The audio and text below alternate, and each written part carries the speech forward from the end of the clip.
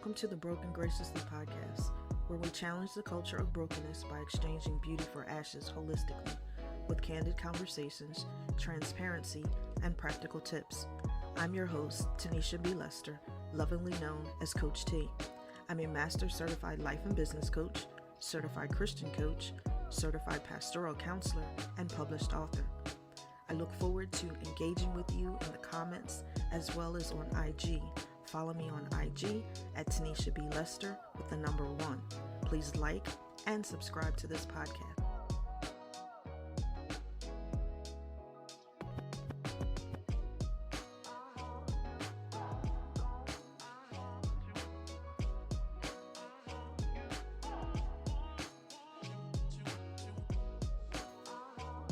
Welcome to another episode of Broken Graciously, where we challenge the culture of brokenness by exchanging beauty for ashes holistically with candid conversations, transparency, and practical tips. I am Coach T, your host. So let's get into it. So this week's topic, let's talk about healing for your soul. So the first thing that comes to me is the song by Kelly Price, I Need a Healing for My Soul. So I want to ask you, what are you looking for in life, right? What is it that you may feel as though seems to be elusive? Are you thinking that you're singular in your thought processes, and whatever it is that you may be going through, that it's just you? But in that thought process, you know that there has to be more to life than what you're currently experiencing.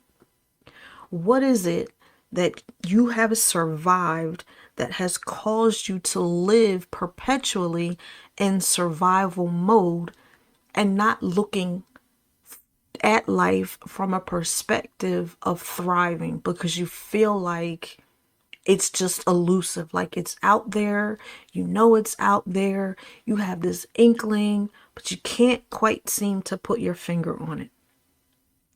I want to talk to that thing today. So for me, I had that thought, and like I just knew deep in my gut that there was more, but I just never really could figure out what it was. It took me some time to figure it out. It took me some time to put my finger on it. But what I did notice was, like, it was just a perpetual cycle. The same cycles kept perpetuating in my life year after year, time after time. And it came to the point of being sick and tired of being sick and tired. Like, have you ever heard people say, and I'm sure you have, when you get sick and tired of being sick and tired, then you'll make a change. Well, that's the point I had come to. And I realized, number one, I didn't know what to do. I had no clue. I had no idea where to start. I just knew that something had to change, and come hell or high water, I had to make it happen. But that didn't come until a point of me being at wit's end and being down to nothing. And when I say down to nothing, I mean having lost everything, having been in relationships, and at a point in a relationship where it was like, it's the same person in a different body with a different face. And I need to do something different with my life in general, not just relationships, but with my life in general. And I'm sure somebody can relate to this.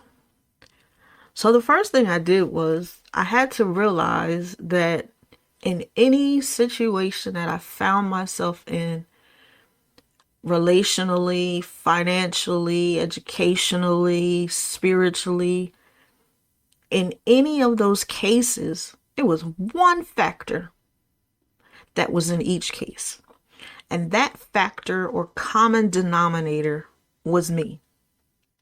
I couldn't change other people. I couldn't necessarily change other situations. where someone else was in control of. But the one thing I could do was I could change me. So I want to say to you, no matter what the cycles are that you continuously go through or you find yourself going through year after year, and even though you try as hard as you may or might to make the situation different, or even saying, oh, next year I'm not going through this, or I'm not going through this anymore. And the situations when they come up again, they may seem different. It may be a different person. It may be a different context.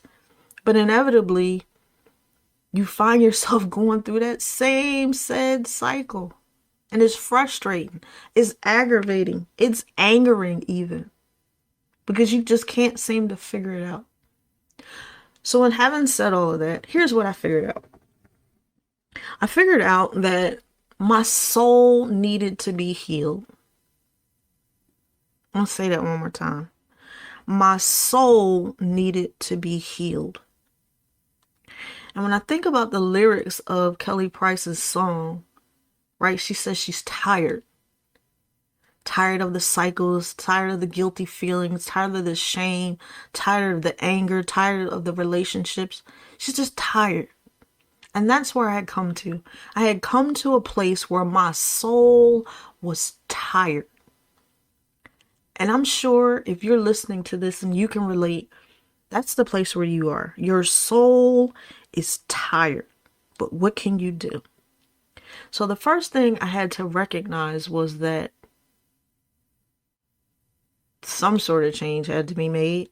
I had to find a way to excavate some of the things I was feeling, to get to the root of some of the things that I was feeling.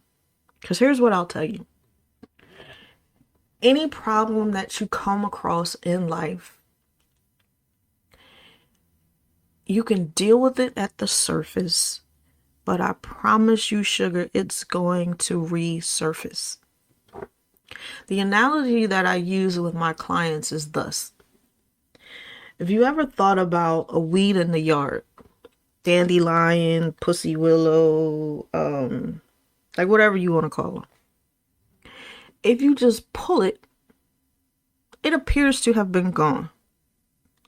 But if you come back out in the yard, especially after a good rain or whatever, and you look in that same spot in a couple of days, maybe even a week, it's coming back up again.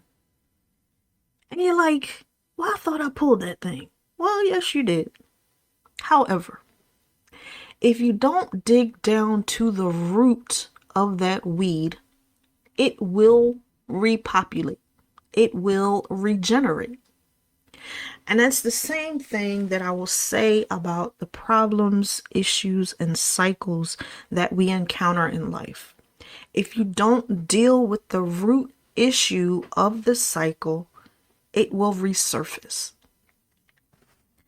Now, conventional knowledge will tell you that once you pull it up from the root, you don't have to deal with it again.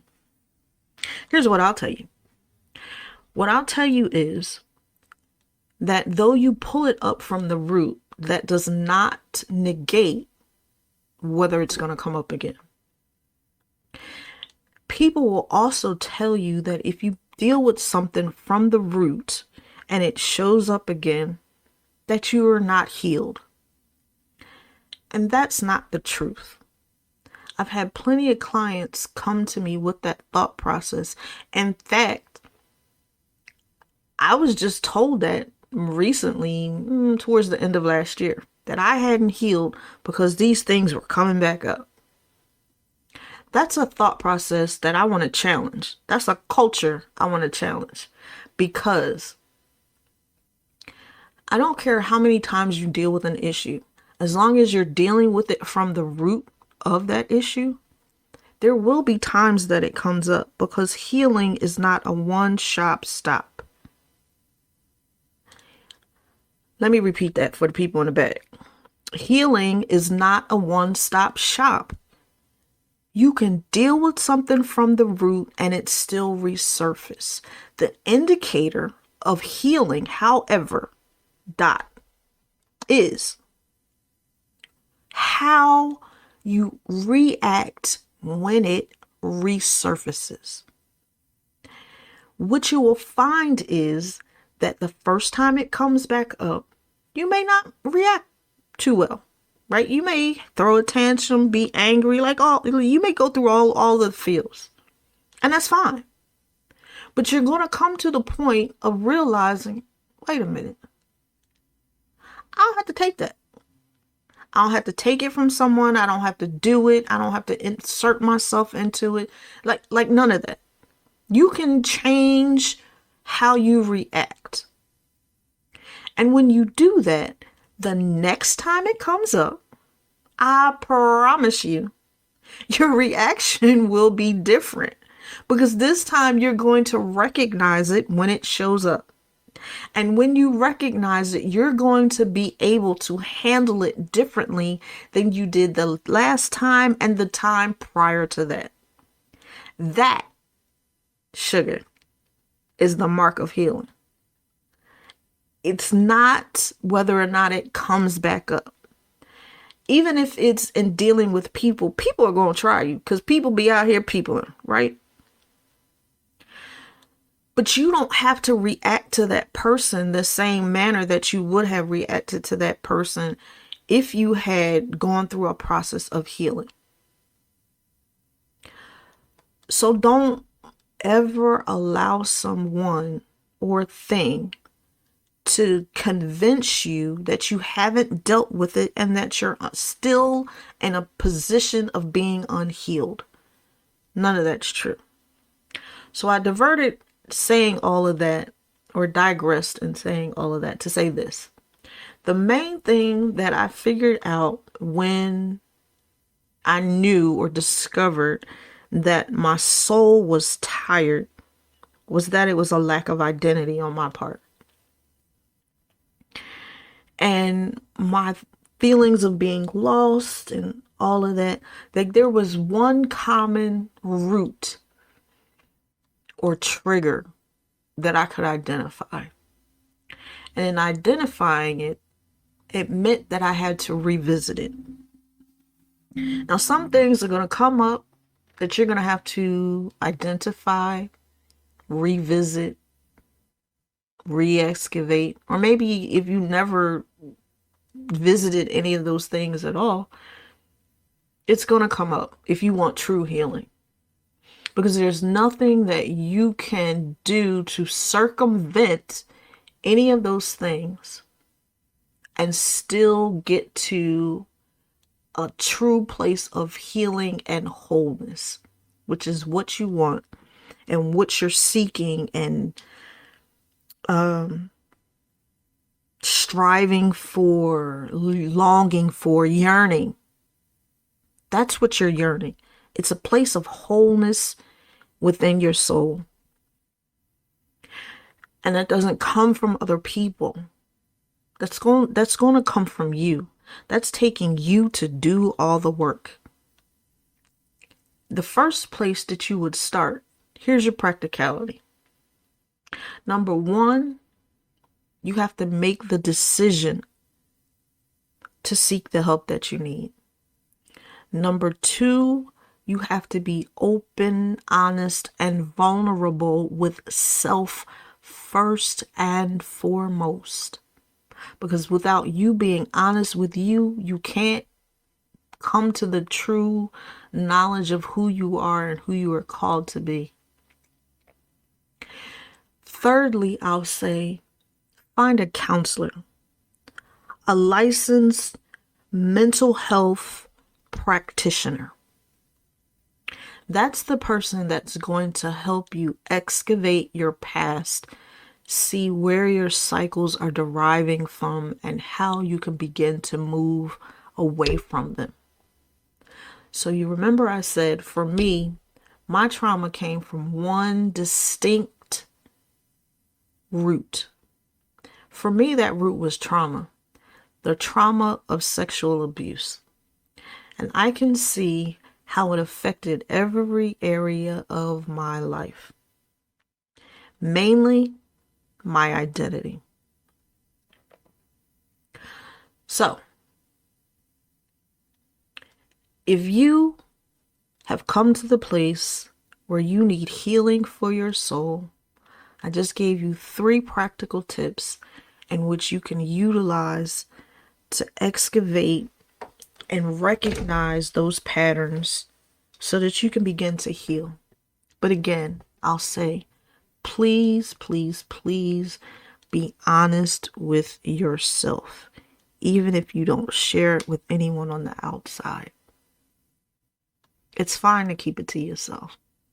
You don't have to share it, but you definitely have to be open and honest with yourself. So, thanks for tuning in to episode 2. I will catch you on the next episode where we'll dig into something else, and maybe even I'll go a little deeper into this healing for the soul. But stick around.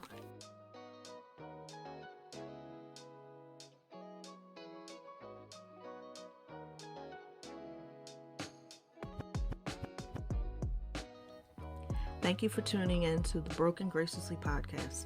Stay tuned for our weekly episodes. And remember, comment, like, and subscribe. And don't forget to follow me on IG at Tanisha B. Lester and the number 1. See you next week.